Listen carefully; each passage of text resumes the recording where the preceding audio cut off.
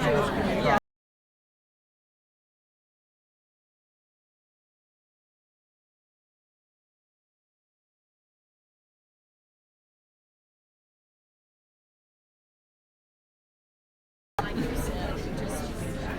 Mouth dirty. What is that?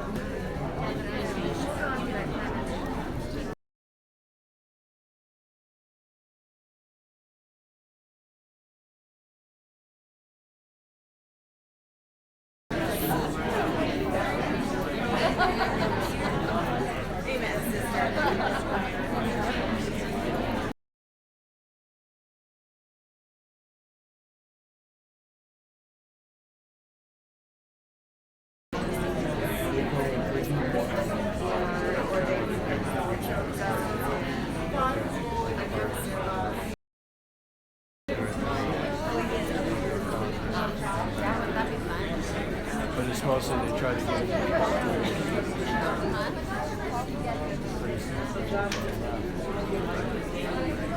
Or like trivia questions.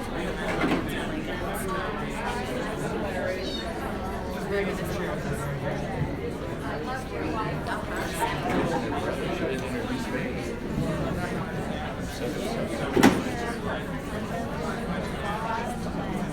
Okay. Chef one.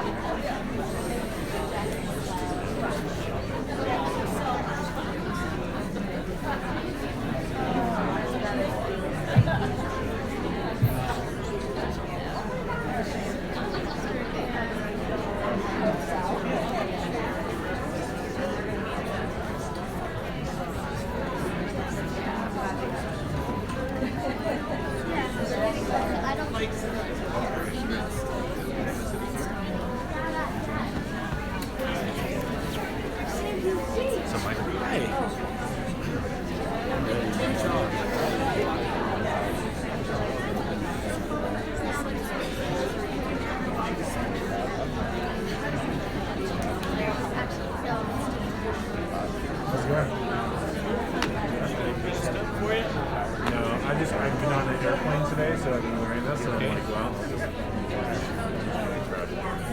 Is this doing money or just video? Both.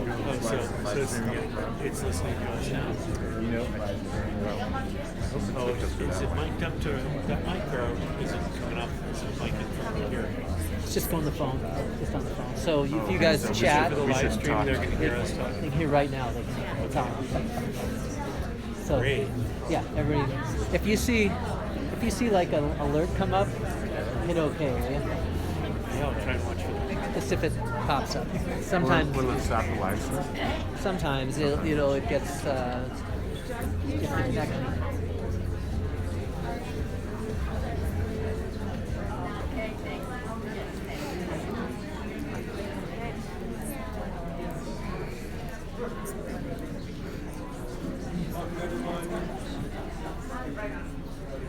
Can you hear me okay?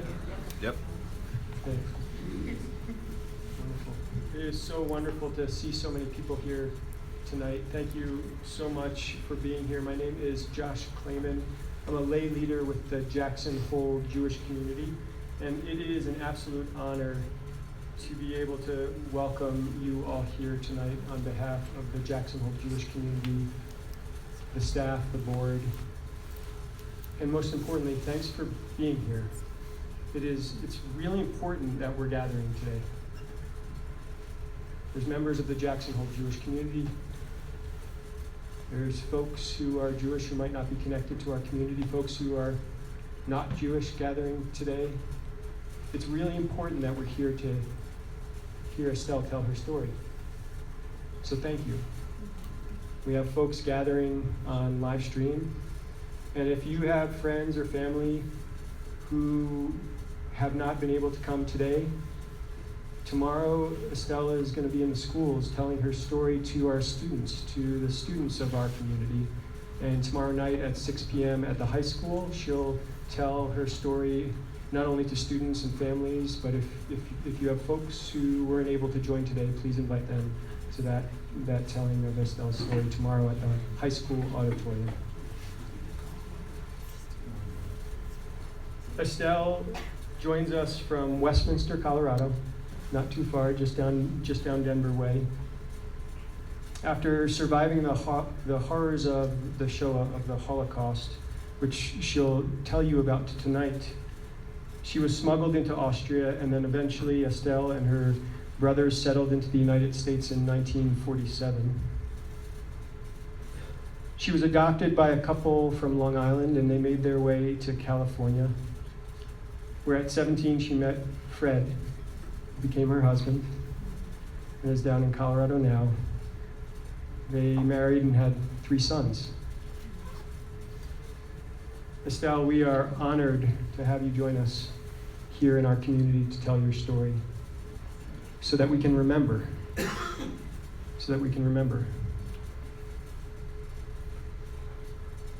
I'd like to invite up 2 of our students with the Jackson Hole Jewish community.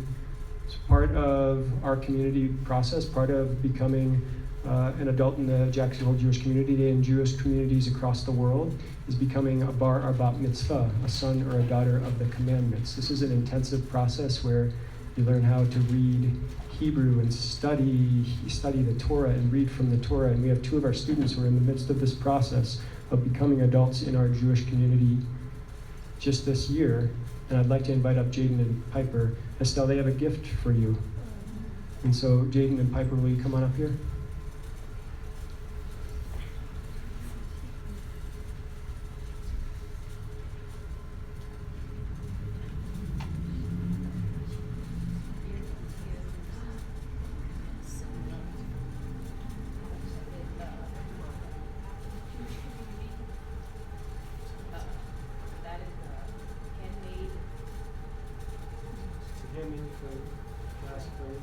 From Lori Thal, founders of the Jackson Hole Jewish community, a board member, a beloved community member, and as you can tell, an amazing artist. Yes, Estelle, this is you're here to tell us your story so that we can all remember. We hope that you will remember us with this flame, and that we hope that you remember the light that you bring into the world by telling your story. So thank you. Thank you. Okay. You want to take it back? Or should we don't want her to have to fold it.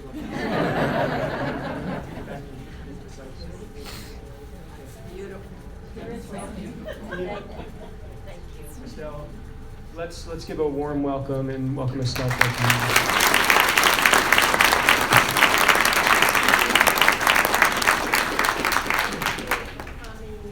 I really appreciate everyone being here because this is an important story that I'm going to tell. I was born in Poland in a small village by the name of Borek. Borek was a very small village. We lived on the edge of Jedlice, which was a little city, and that Jedlice is on the map. We lived about 2.5 hours from Krakow, and we lived on a farm. My parents were very poor. We lived off the land. I was the youngest of 5 children. I had a sister who was the oldest, and I had 3 brothers in between.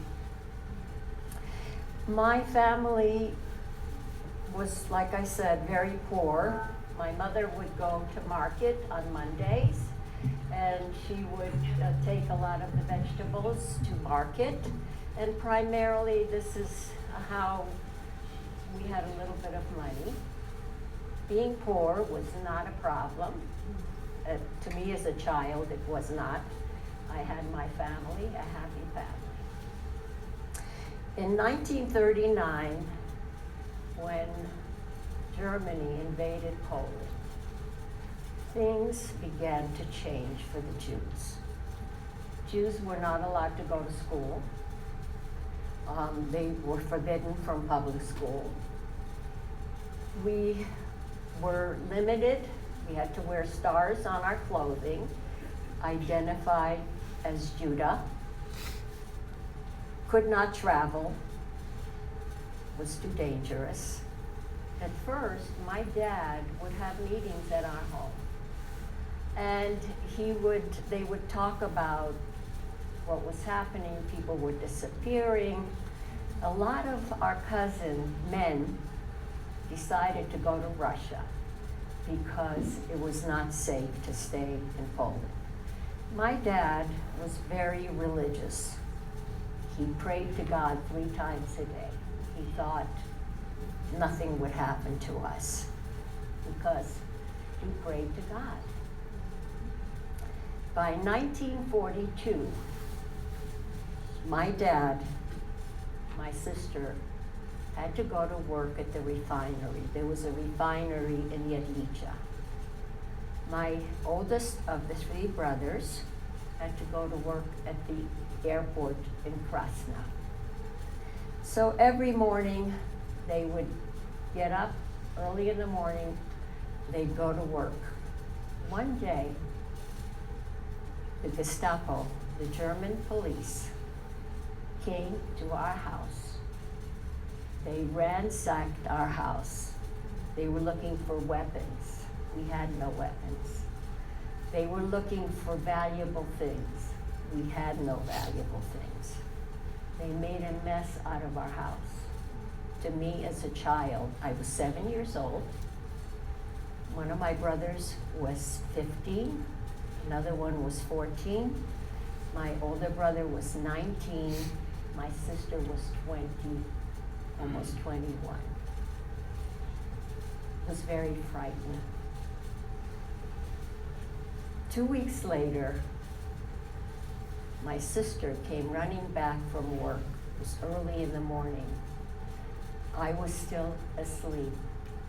Told my mom to get the 3 of us out of the house, my 2 brothers and myself, to go in the fields and stay there for the day, because when she went to the refinery to work, the refinery was surrounded by the Gestapo. So she thought maybe something terrible might happen. My mom begged her to go with us, not to go back to work. but she said that she knew a lot of the Germans and that nothing would happen to her. And she went back to work. My mom sent one of my brothers to tell my aunt, who lived 3 doors away from us.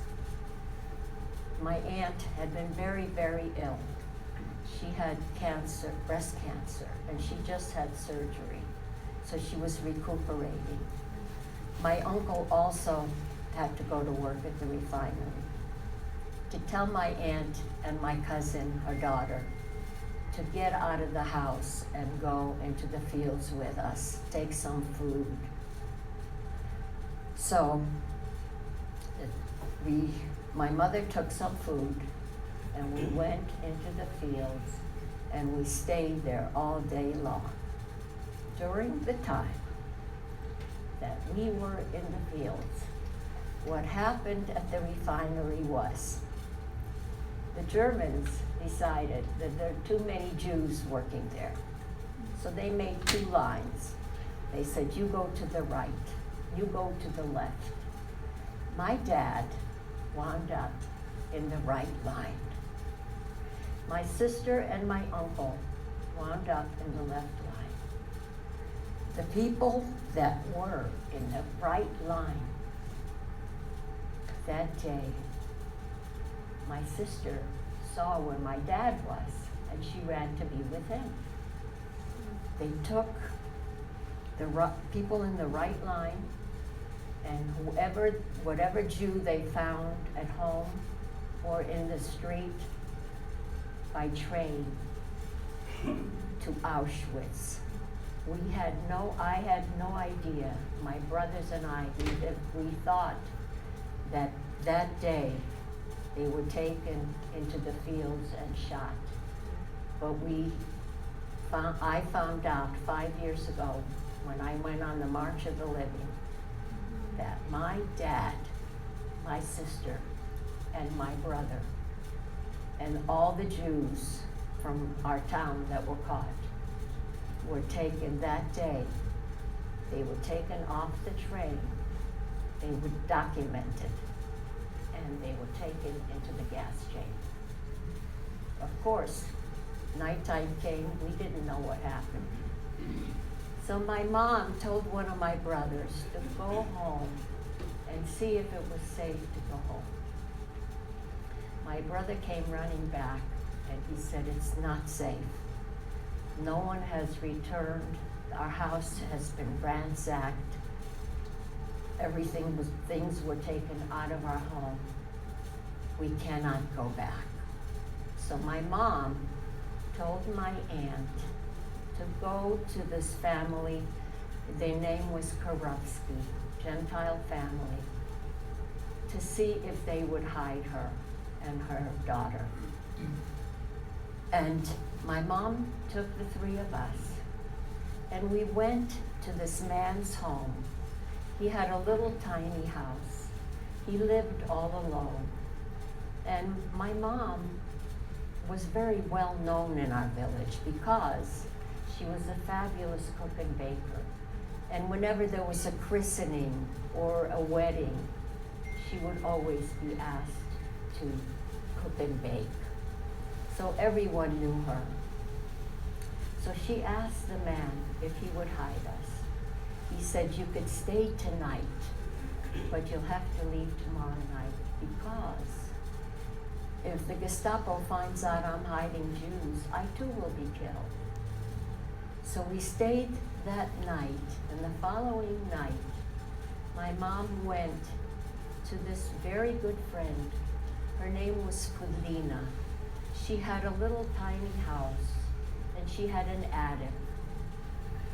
She was a very good friend to my mom. She baked and cooked with my mom. She worked as a domestic, so she was very, very helpful. And my mom could trust her. She said yes. So my mom came and got us, and we went into Pudlina's attic. Pudlina was a very poor lady. She had a little garden with a few fruit trees, and she earned very little money as a domestic. So she didn't have enough food for us. So my mom would have to go out 3 times a week during the night to different Gentile homes and ask them for food for us. One night, my mom went out and 3 young 19-year-old Polish young men saw her, recognized who she was. When she was coming back to us, the Gestapo was waiting for her. They took her to the Jedlice jail. Of course, when our mom did not come back, we knew something terrible had happened. So the 3 of us went that night to where my aunt was hiding. My uncle, the one that was in the left line, and the people that were in the left line were taken to a ghetto. And my uncle was able to escape from that ghetto, and he found out where my aunt was hiding, and so he joined her. We went to see if the Karofskis could find out what happened to our mother. Sure enough, the following day, the Karofskis found out. There was a certain German that would come in the morning, and when they found any Jews that night, and they took them to the Jedlice jail, he was the designated shooter. He was the one that shot my mother that morning. The following night, the 3 of us went back to Kudlina's attic. We stayed in the attic during the day, and during the evening, when she would come home and it was dark, she would turn off the kerosene light, and she would open up the windows and have us come downstairs so we could breathe the fresh air. We had peepholes in the attic and looked out during the day to entertain ourselves, because that's all we had, was looking outside to see what other people were doing.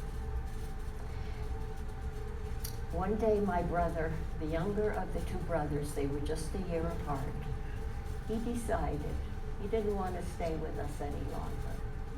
He became very claustrophobic. He was very blonde, and he could pass for a Gentile. He decided he would go into the next village and find a job there on a farm where no one knew him. We really didn't want him to leave us, but he said he cannot stay. So he left us. We stayed in the attic. One day, we were looking outside through our little peepholes. The roof of the attic was made out of thatch. We were looking outside, and the children from next door came and ransacked Kudlina's garden. They took the fruit off the trees and made a mess out of her garden. When she came home that night, she was so upset. Who could do this to me? It was my food. We were not going to tell her because we felt that she would maybe get too upset. So we kept quiet, but as she kept crying all evening long, we told her that it was the children from next door. She ran out of the house. She went to the neighbor and she said, "How dare your children made a mess out of my garden? That was my food." The woman said to her, "If you don't be quiet, I'm going to tell the Gestapo that you're hiding Jews." When she came back and told us that, we knew we needed to leave. We could not stay. But she was like a mother to us. She really wanted us to stay. So we decided we would go away for 2 weeks. And during that time that we were gone, she would have the neighbors over for tea. And she would make an excuse to open the trap to the attic. As you walked into her little house, in the entry, there was a trap that and a ladder that went up to the attic. And when you looked in there, you could see there's nobody there.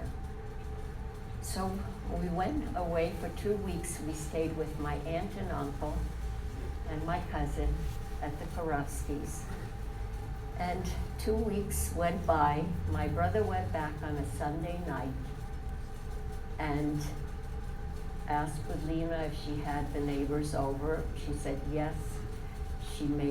She had the neighbors over for tea, and she made an excuse to open up the trap, that she needed her knitting.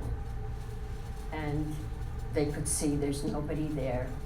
She says, I want you to come back. My brother came back that night, and the following night, on a Monday night, we went back to Berlina's. We're in the attic. Friday, we hear motorcycles. My brother jumped up and looked through the peepholes. He said, there are 5 motorcycles coming down the road. They're coming for us. We didn't know what to do. We couldn't run outside because it was still daylight. So we ran downstairs and we hid under Lena's bed.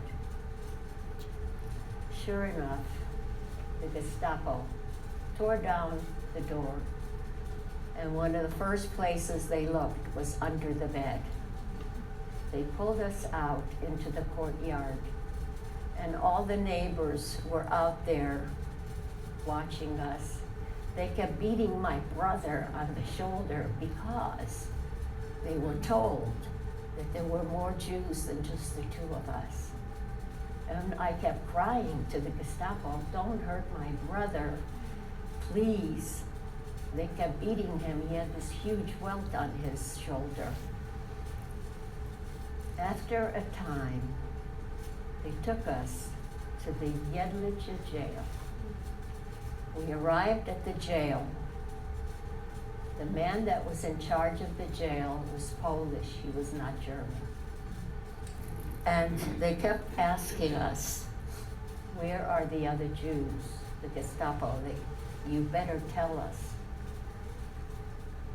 We kept saying, there are no other Jews. And I was crying a lot because I knew what was going to happen to us the next morning. The man that was in charge of that jail was so kind that he even took me on his lap to console me. I was so upset.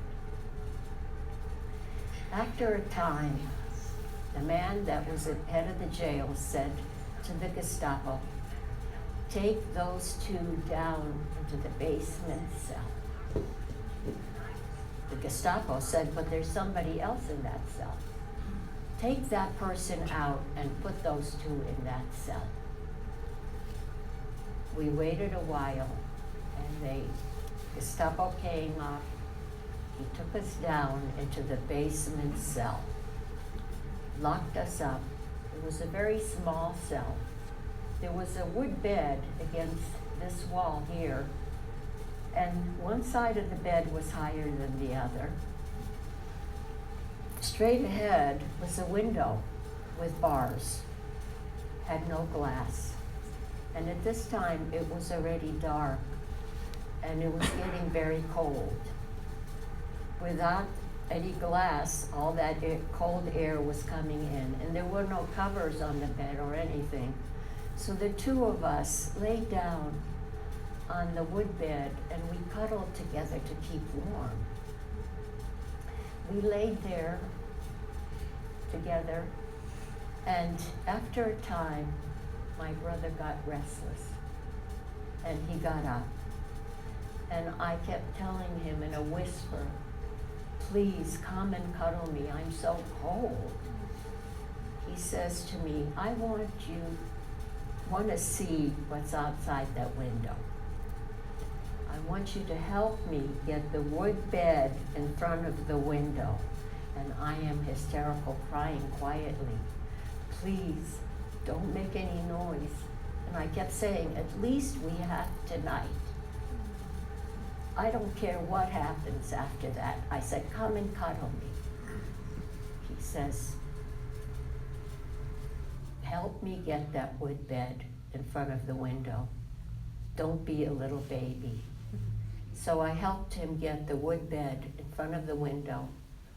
And he stood up and he looked outside. He says, it's very, very dark.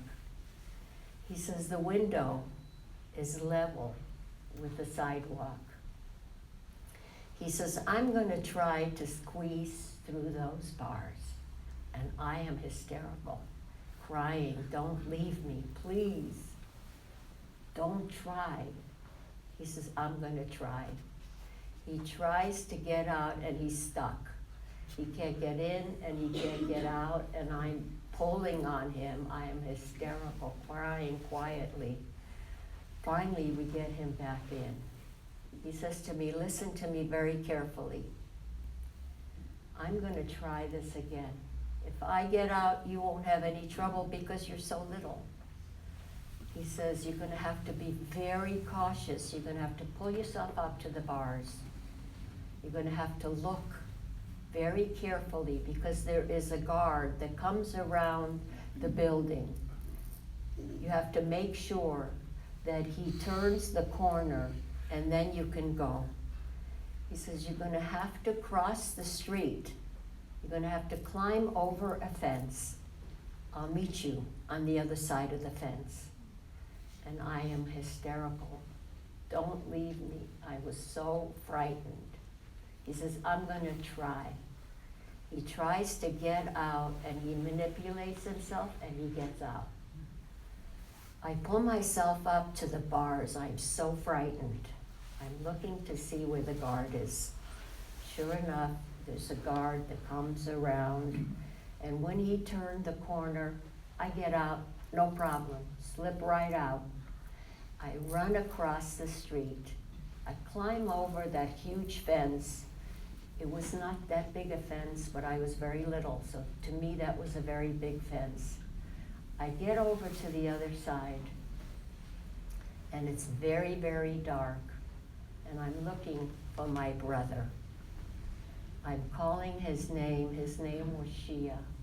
Shia, where are you? In a whisper. No answer. I walk further into the garden.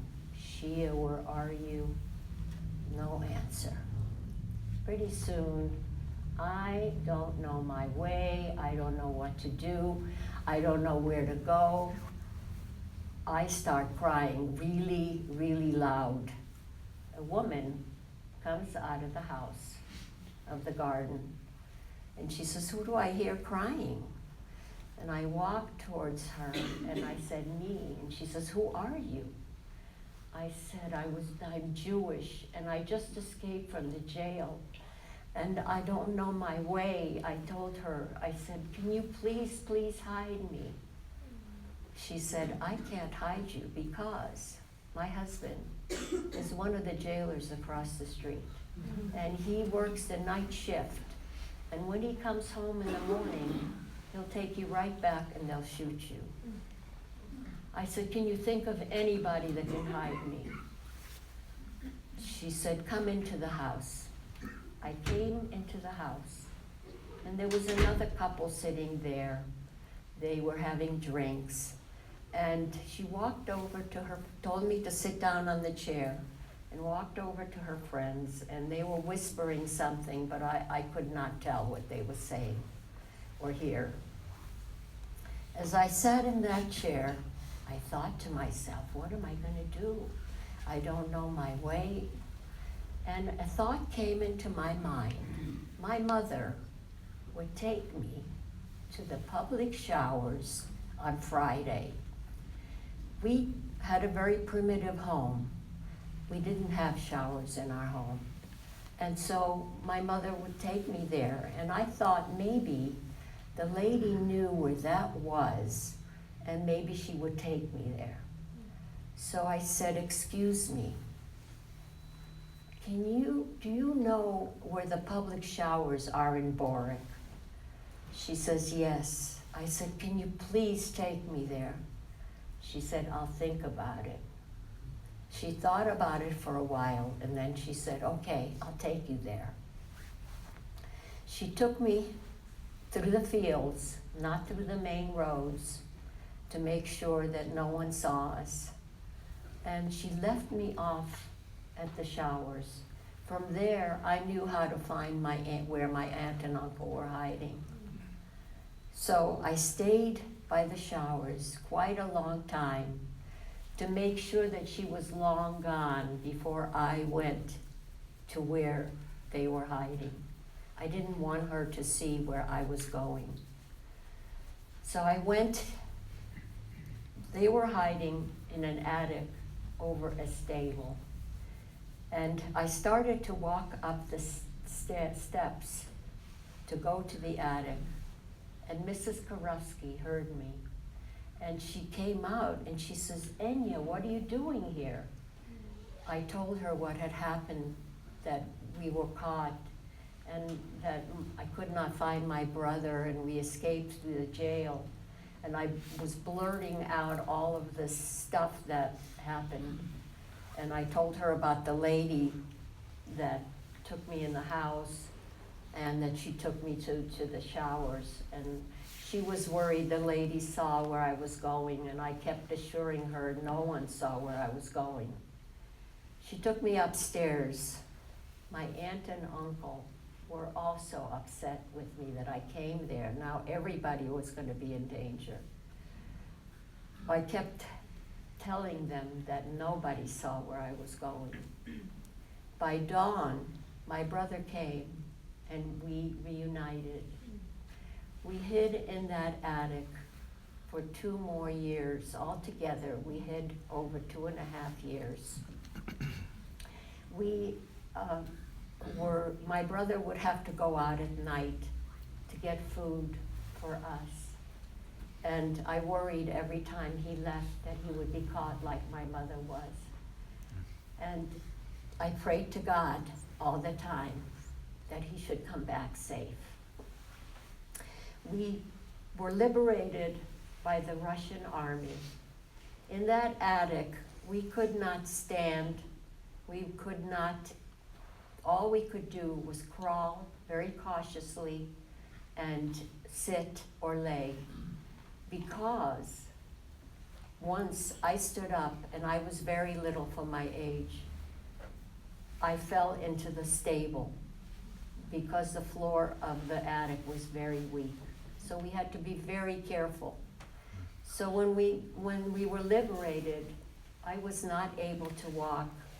My aunt at this point was becoming very ill again. Her cancer was spreading. And my uncle could not walk, my cousin could not walk. We had to be carried to our homes. My brother was able to walk because he would go out many times during the week to get food.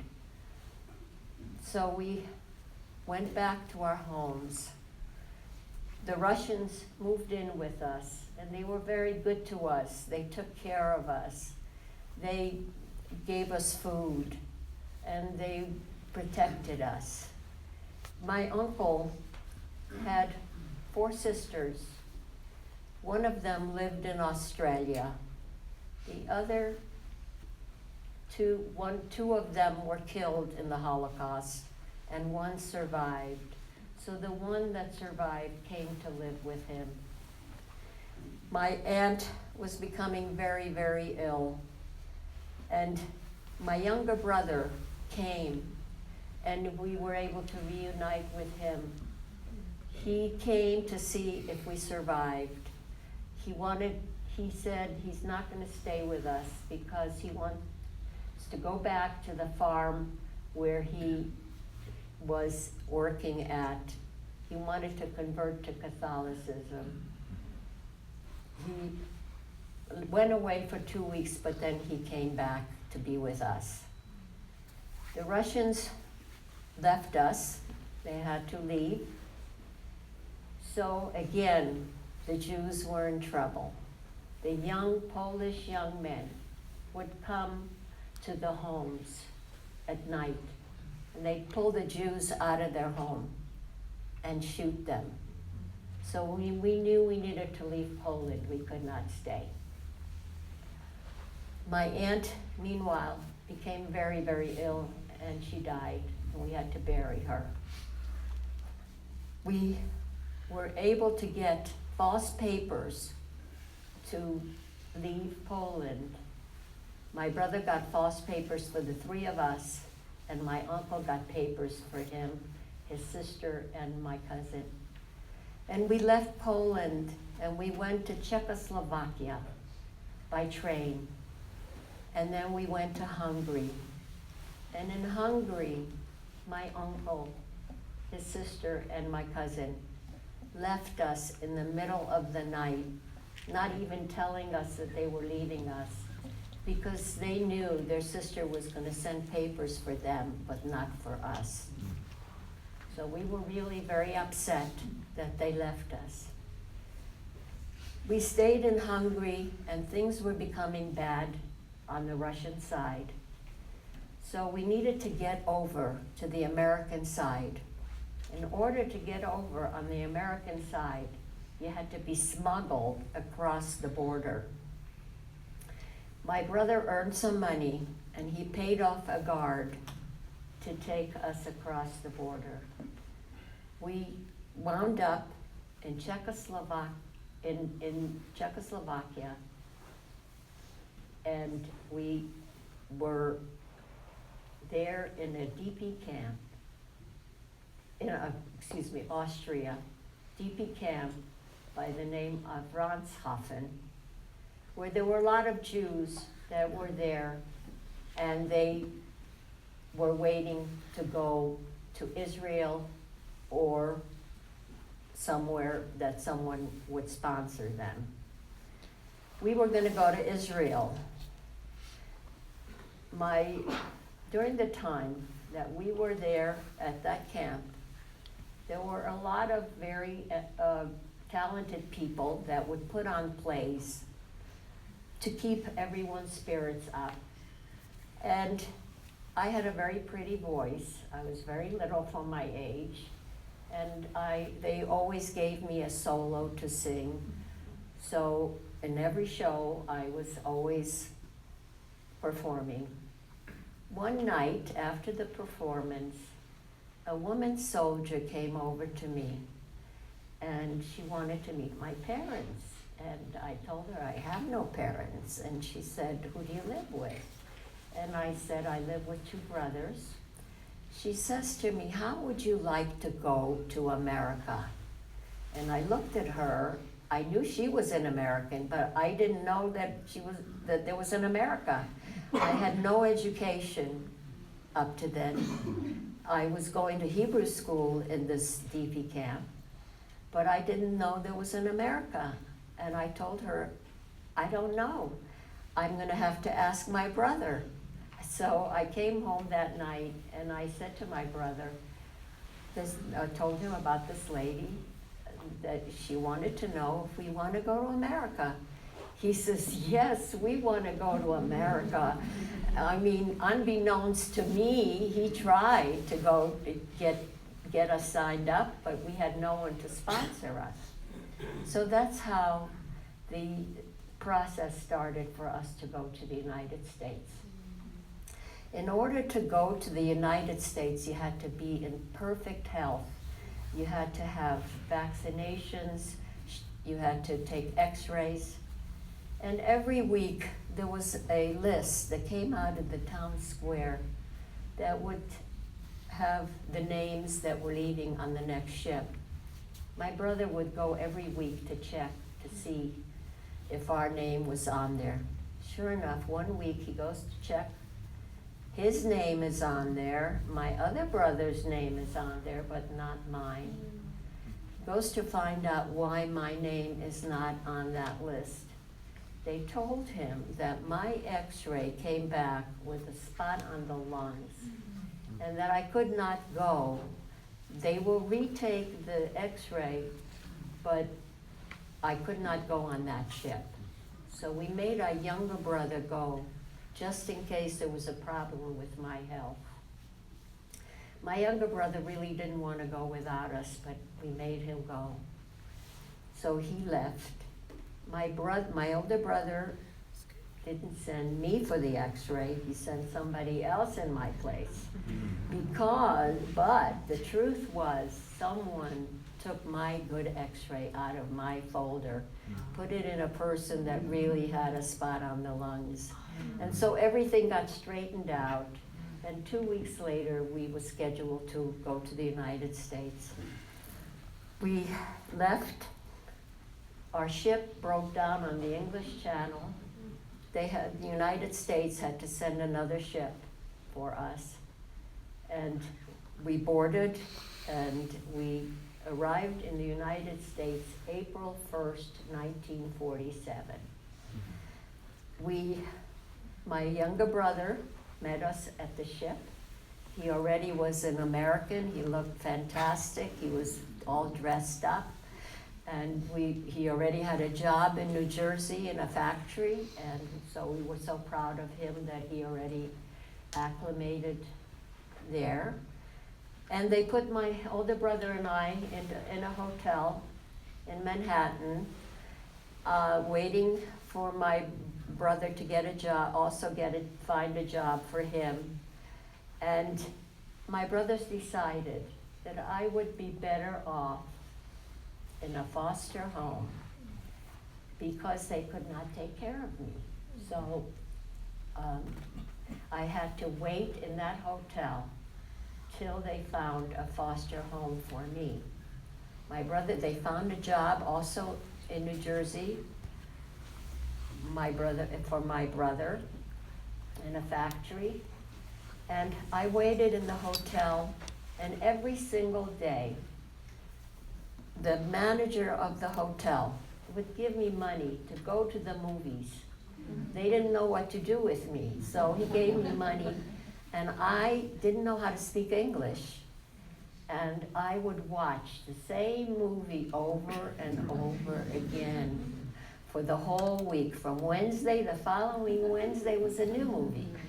And I learned how to speak English through those movies. And so by the time I went into the foster home, I spoke English. I was placed in a foster home in the Bronx, and I started school in September. So from April to September, that was a long period, yeah. And didn't know how to read or write, and in those days they didn't have anyone that helped you. So I really struggled at school. My brothers had heard that there was this couple that lived in Long Island. They had one son, and the son was in the Air Force, and he was a pilot. And his plane was shot down in the Second World War, and that was their only son. They decided that they wanted to adopt an older child. So my brothers made me go live with them. I lived with them. 1951, they decided that they wanted to sell their house and move to California, because when her son was stationed in California, she loved the weather.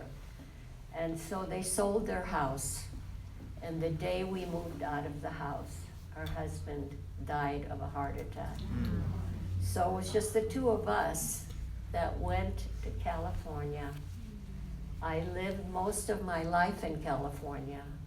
I have 3 sons. I married there. I have 5 grandchildren. I moved to Colorado 18 years ago. And so you have me up to date.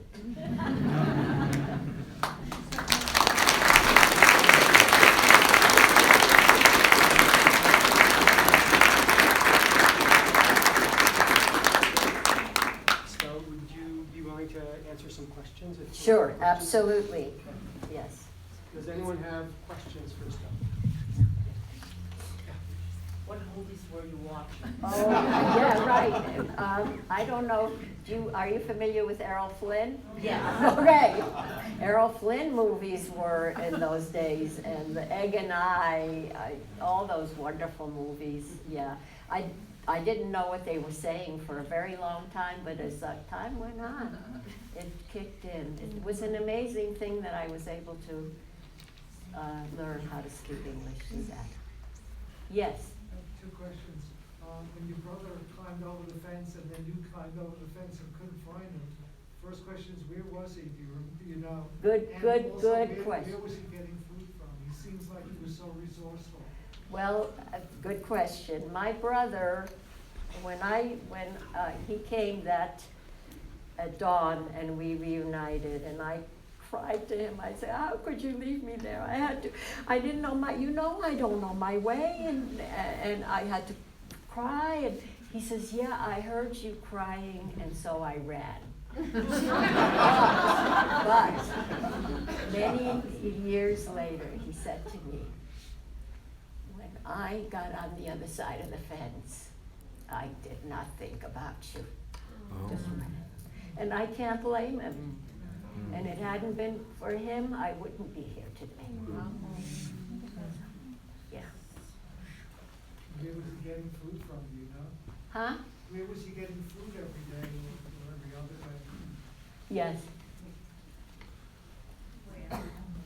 I'm sorry, I didn't I'm hear. sorry, I was asking how was he finding food during those next few Oh, days? he went to people that my mother was very well known in the village, and that's where he went, is where my mother was going to. Yes. Did you have contact with your brothers after you moved to California? Yes, I did. My brothers would come and visit me, and I would go visit them. Yes. Yes. Did you find out about any other children that were there any other children? Did you ever see people, or did you ever find out about other people that were hiding as well? No, there was not very many people that survived. Yes. What did you do for 2.5 years in the attic to keep your sanity? We looked through the peepholes, and I loved to sing, and I would imagine in my brain. We were not allowed to speak out loud. We always had to whisper. And so I sang in my head. Yeah. Would you Yeah. stay in the attic even during the night? Oh, absolutely. Yeah, but the Karofskis didn't. Well, the Karofskis, I have to tell you, their daughter lived with them because their daughter was married, and her husband worked in Germany. And so she lived with her parents. And she was very instrumental in hiding us. She came up to us every night, and she would take the waist down, and she would tell us, little stories. Her dad, Mrs. Karofsky's husband, didn't know we were hiding over the stable in that attic.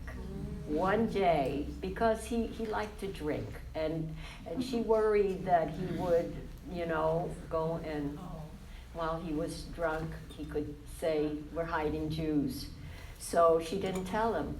But one day he came up and he looked at us and he ran right down, and he never gave us up. He always came up after that and talked to my uncle, kept him abreast what was happening in the world. So yeah, they were wonderful people. Yes. Have you been back to Poland? Yes, Tell us about that.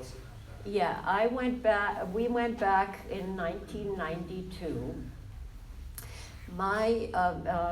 The Karofskys, the Mrs. Karofsky and her husband passed already.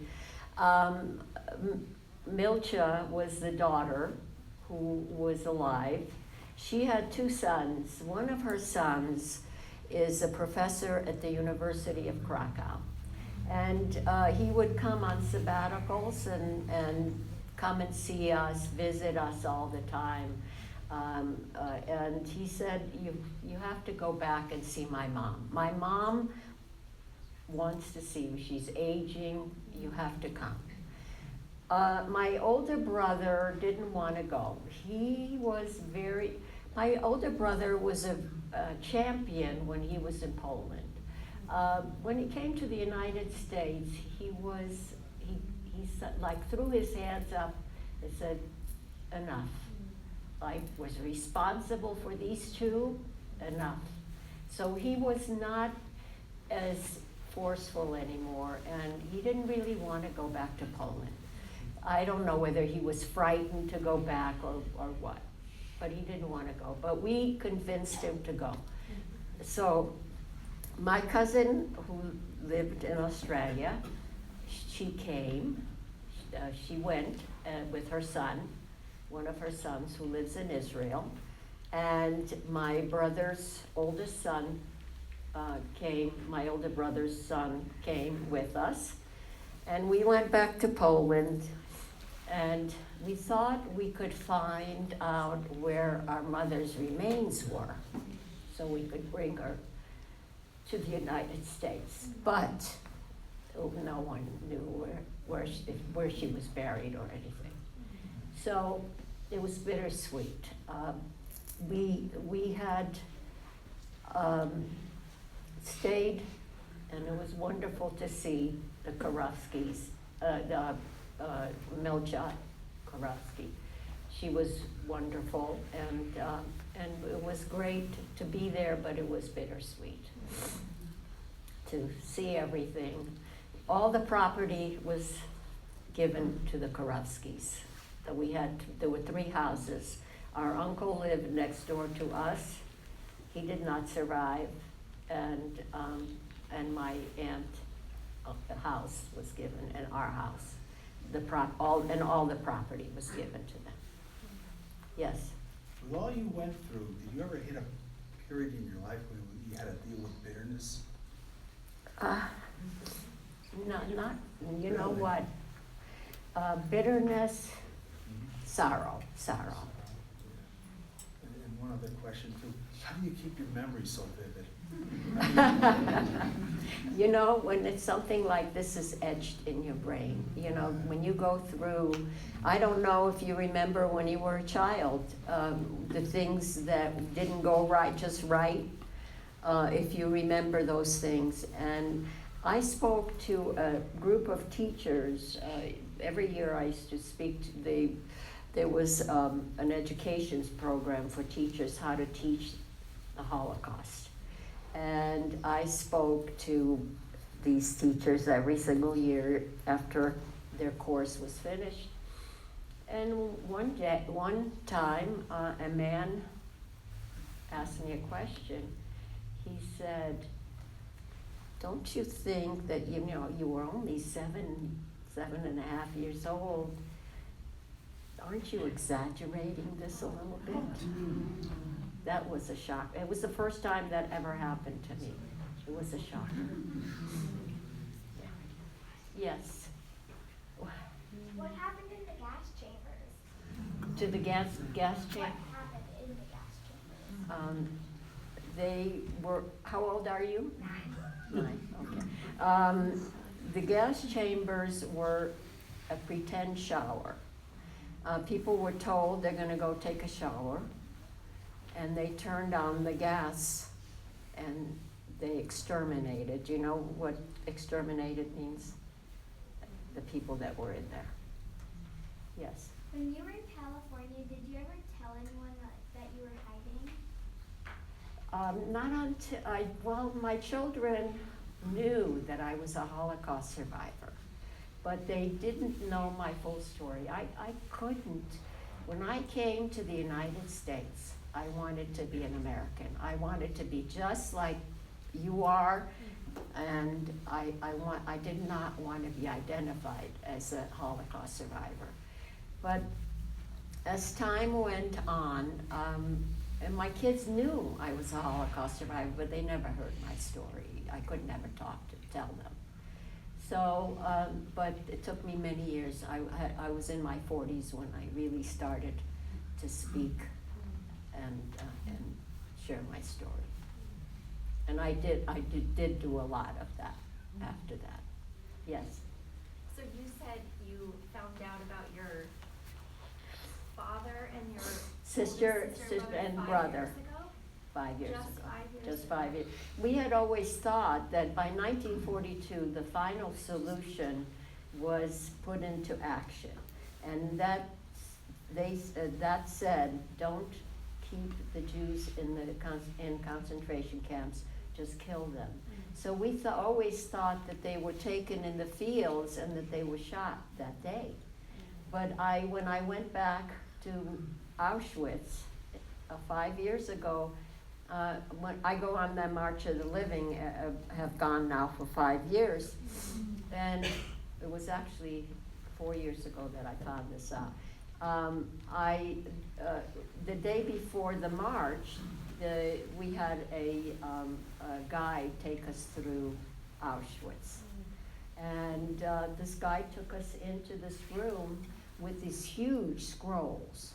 And I, was gonna look up to see if there's anybody that I knew that was in those scrolls. And by chance, I looked up my father, and there it said, Reuben Feld, his date of birth, killed in Auschwitz. So, and my sister the same, and my brother also. Yes? What type of food did you eat? What type of food did we eat? Well, we ate vegetables, we ate a little bit of fruit, bread, a lot of bread. That's the food we had. Oh. Yeah, not very exciting. We had very little. Yes. So since before I was bar mitzvah, I remember I would go into shul and women would always cover their tattoo. Didn't matter when. And so I was probably 11, 10, Right. that age, and I kept asking, why did we not fight? It's been the struggle of my life because I lost many family members in the show. Why did we not fight? Why did we just go on the Right. trains? We went to the slaughter, just like animals. And that's the question I've always had myself. Why did we not even fight getting on the trains? Yeah. Look at what's happening today. You look at Ukraine. What do you think is happening? Another Holocaust. Yes. Who sponsored your trip to the United States, and what was it like for you as a little girl on a ship? What resources were provided to you? And when you got to the United States, you were held in a hotel. Was the Hebrew Immigrant Aid Society? What organizations were? It was, became with the Joint Distribution Committee. And we were sponsored because we were young, misplaced, and they sponsored us. There was nobody that would, take care of you. I mean, I tell you, I was in that hotel every day. They gave me the money to go to the movies because there was nobody else, and my brothers were in New Jersey and this was in Manhattan. So that's the way it was. In those days, I struggled with learning how to read or write. And the family that I was living with, the foster family, they had 3 children. And one was like 17, and the other one was my age, and another one was, I think, 15. And they themselves struggled at school, so they weren't able to help me. Yeah, so it was tough. Yes? How old were you when you were in the hotel by yourself? 12 and a half. I came to this country when I was 12 and a half years old. Yeah. Yes? Oh.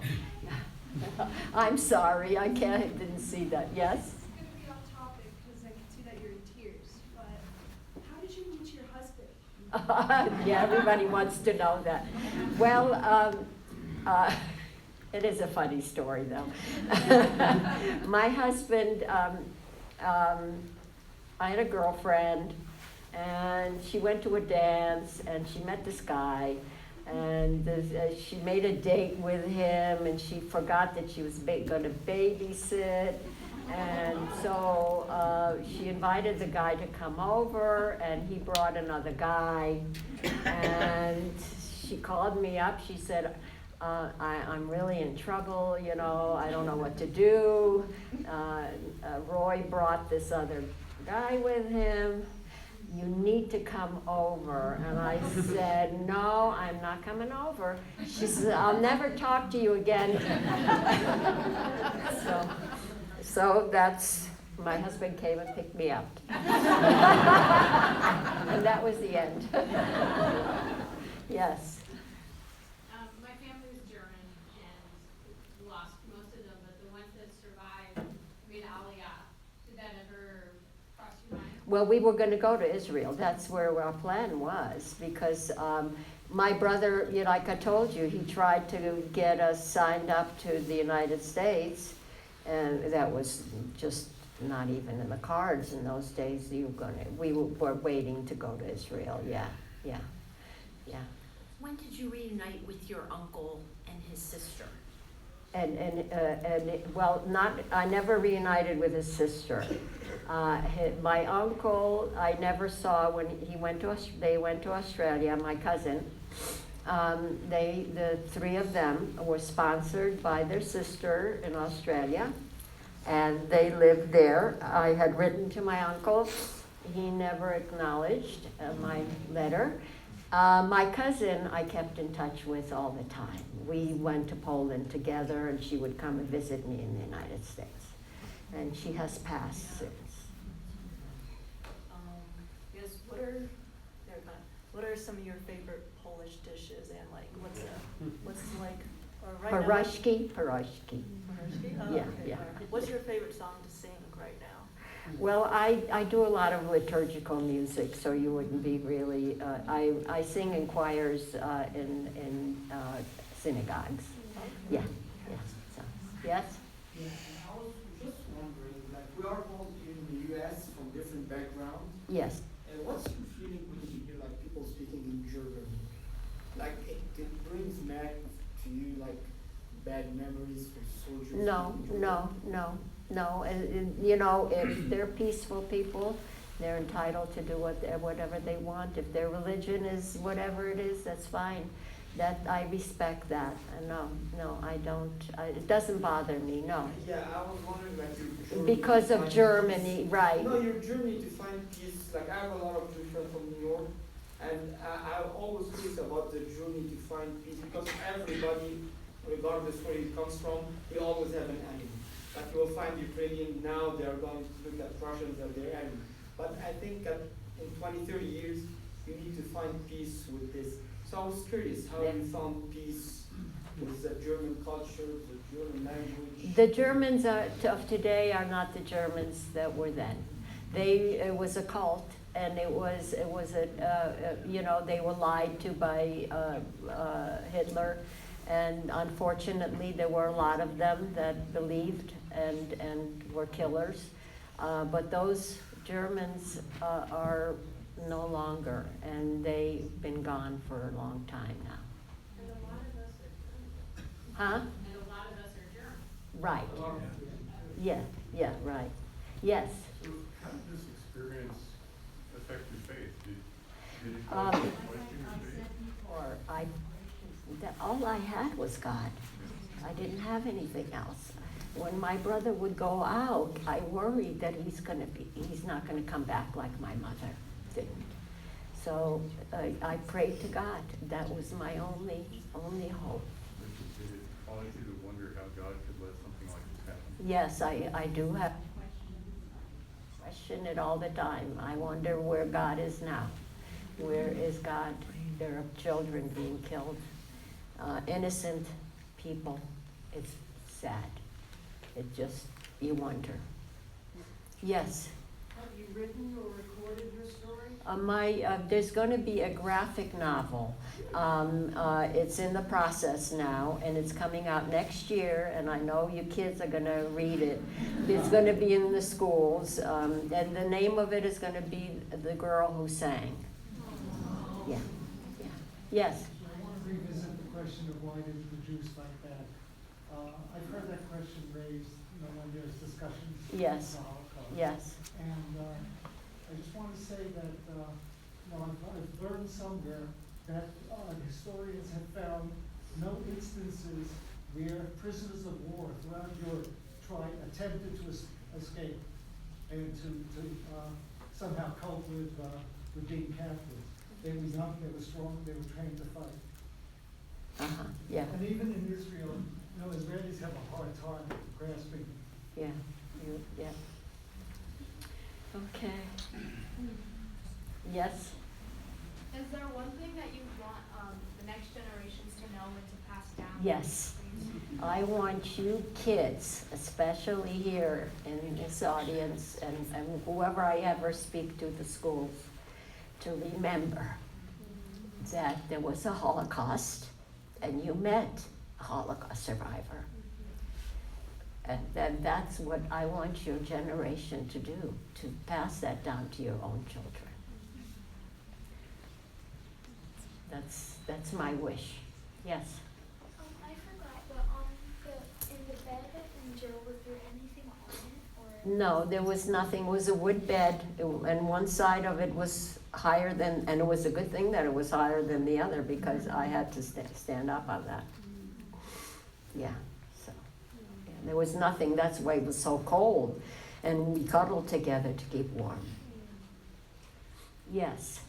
So some people are taught that the Holocaust never happened. What are your thoughts on that? It is very sad, and this is why I'm out here speaking. Even though it's always difficult for me to tell my story, I'm out here because there's so much denial. And look what's happening in the world now. We can never have that happen again, ever. And we need to remember, and hopefully when all the Holocaust survivors are gone, that this will be carried on. That's my wish. Yes.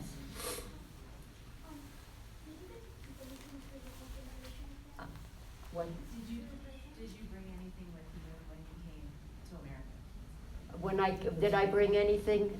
Nothing. Nothing. There was nothing in our homes that was left. Our house everything had been taken out. I had wished that I would have at least a little cup for my house. There was nothing. Yes.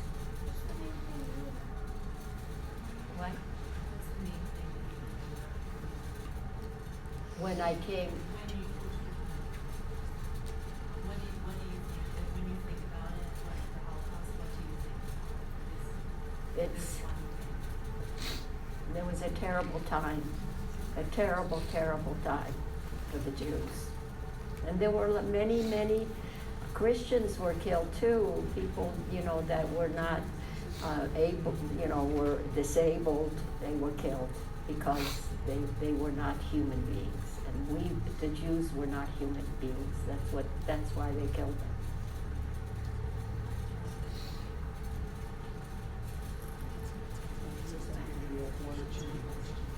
Yes. How long was it after you got out of the attic when you were liberated before you could walk again? Oh, it took me months to, I was crawling for and then I'd start walking a little teeny bit, and then I'd have to crawl. It was a long time. Our legs were just atrophied. It's amazing what happens to you when you don't use your limbs. Yeah, you don't realize. But have you been able, physically comfortable since then, or do you have any lingering? Any injuries from it? No, Yeah. no. I was able to, recover. Yes. Yes. You mentioned that you had to leave Poland because you didn't feel safe there. Yes. I think you described it kind of like gangs. Well, they were young men, Polish young men. They were 18, 19-year-olds, and they wanted to get rid of all the Jews that survived. And this was a terrible time again. It's like you had to leave. You could not stay there because one night, Mrs. Korofsky's son moved in with us, and he had a rifle. Her other son moved in with my uncle, and one night there were some young men came knocking on the door. Jews come out, and thank God that the son moved in with us to protect us. So we were lucky. So we knew we could not stay there. The war was over, but was that There were such bad Polish people, but there were such good people. That was my question. Yeah. There were both. Yeah, terrible. Look at that woman gave us up. I mean, we were hiding in the attic.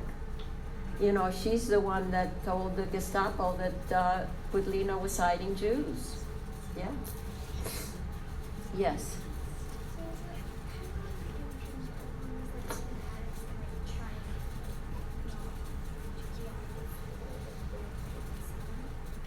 Anne Frank, isn't she? The story of Anne Frank. Oh, well, by Anne Frank. Oh.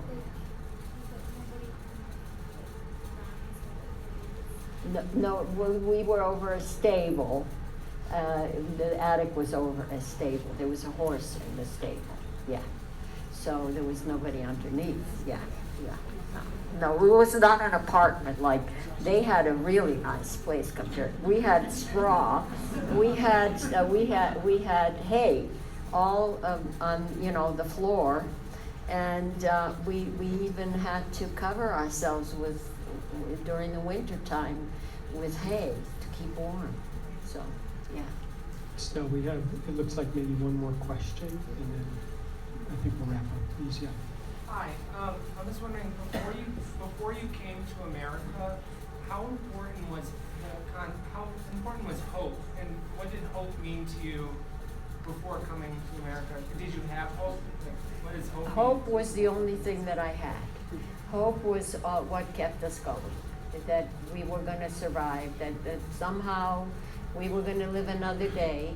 Maybe tomorrow, and we just kept. That was our thing. Was hope and God.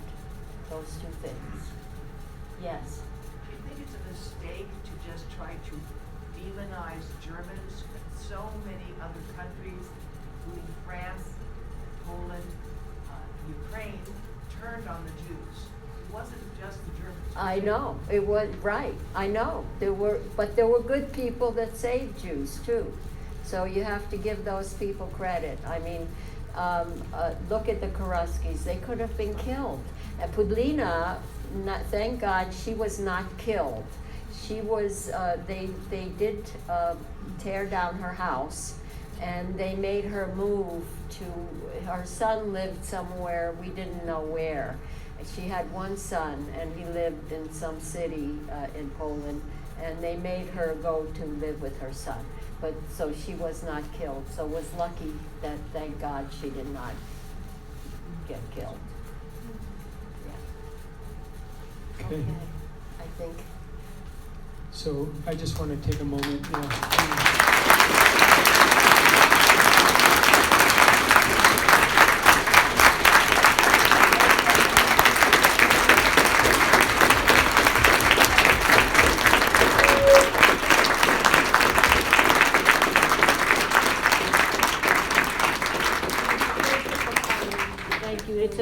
This is an important subject.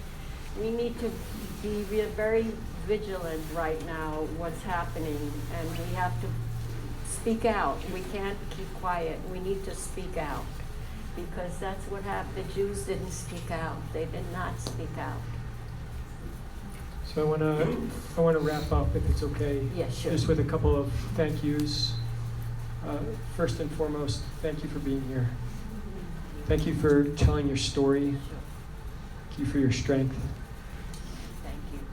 I want to thank everyone who came tonight. And I want to take a moment, just look around. Look at people in the eyes. Estelle has asked us to do something, to remember, to share her story. And we have that responsibility to carry that forward from this day forward. Thank you. Amen. Amen. Amen. Amen. So please as a community, take Estelle's story forward. We need to remember. We can never forget. We need to carry this forward.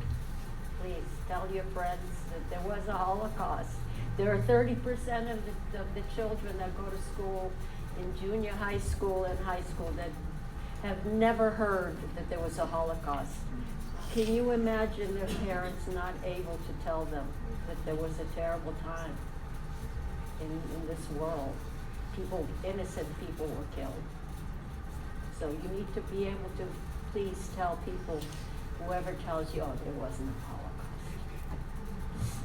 Thank you for being here. Thanks to the Jacksonville Jewish community, to Mary, to the board, and all those who made this possible. And Estelle, most importantly, again, thank you.